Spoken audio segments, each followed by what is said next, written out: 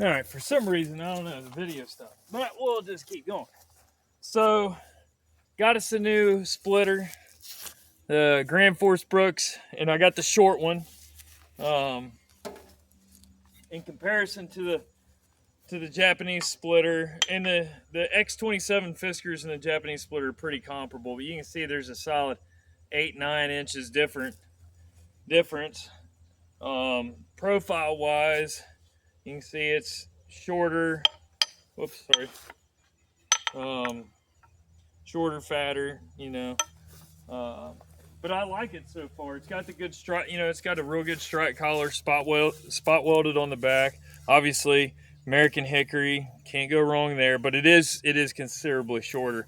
But of course, anything with Fors Bruks, it's going to be hung right, yada yada.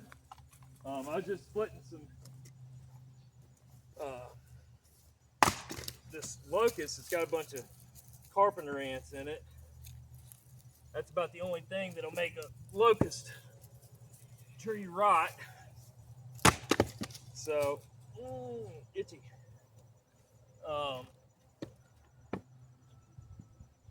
So yeah, it's pretty good. I don't quite like it as good so far as that Japanese splitter, but I do like it.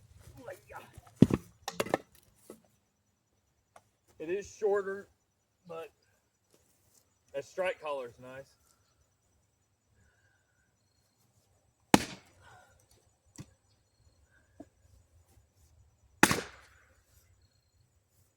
I got a mess here.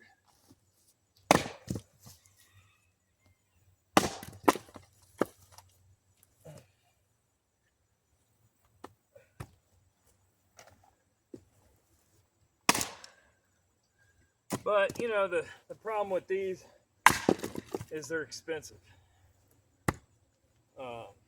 Quite expensive. They're more than likely more money than what most people want to spend. And that's really where that Japanese splitter comes into play. It's just, for the money, it's just so good. I mean, even not for the money, even if it was more money, even if it was cruising into, GFE territory, the only problem I have with that, if it was the same price as this, but had a better handle, like something with a palm swell, maybe a slight curve like this one does instead of super straight, but it has a strike collar, man, I'd pay, 180, 200 for it. But they're $100 as is.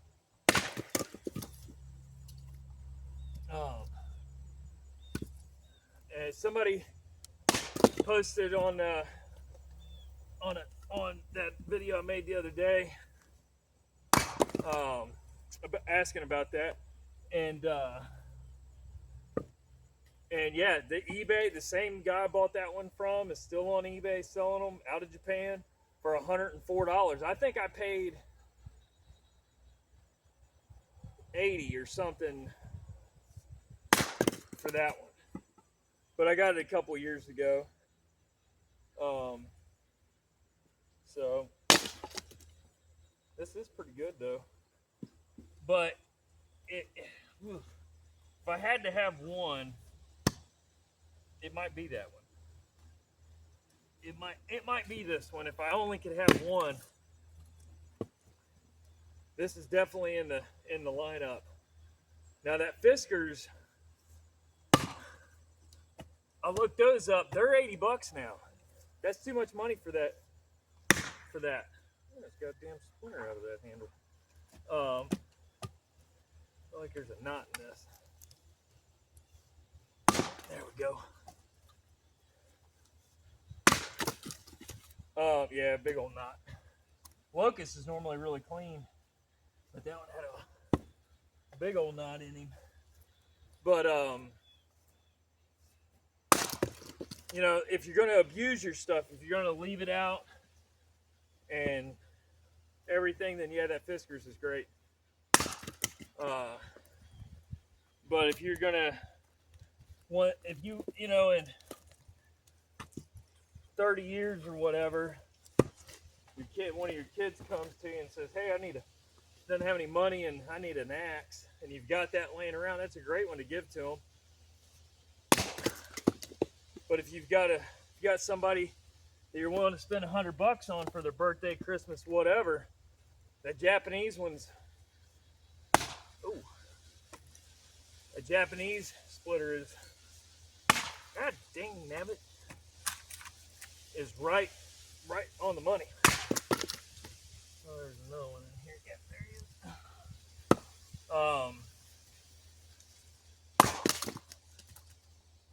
You know, and everybody knows the Fiskars splits.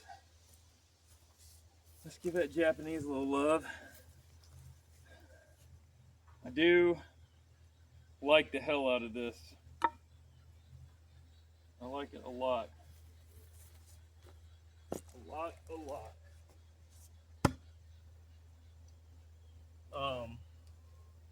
You know, but yeah, if you've got the money for that GFB and you're only going to have one splitter, that is, not axe. If you're getting something to call double duty, that Council Tools, top of the food chain, if you're just going to have one tool.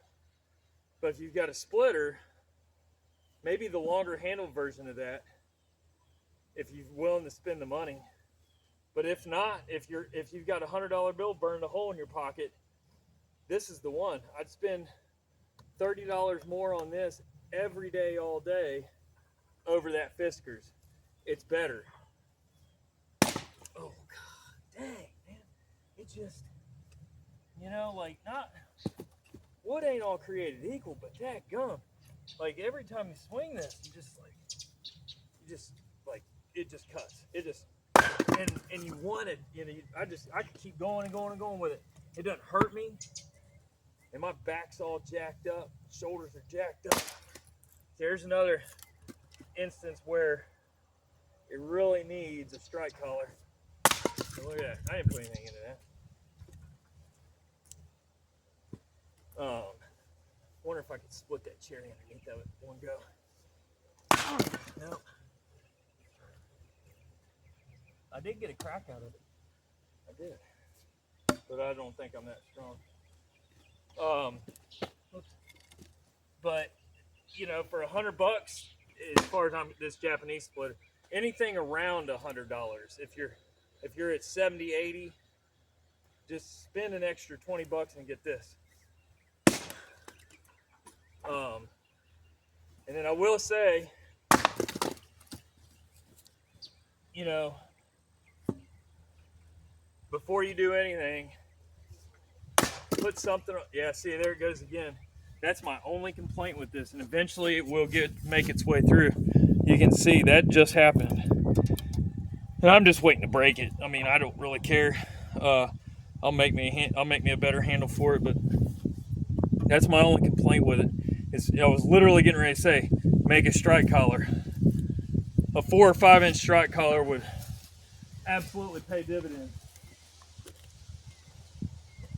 Absolutely pay dividends on something like that. But it's still awesome. I don't care.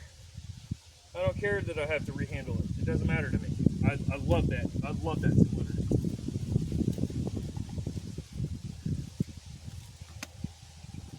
I love it.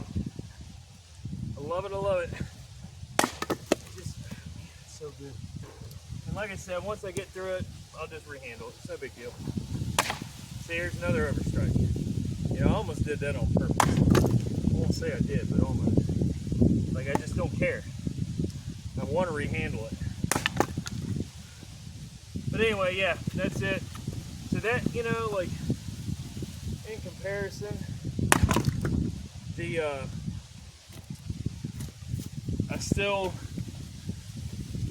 GFB's good though.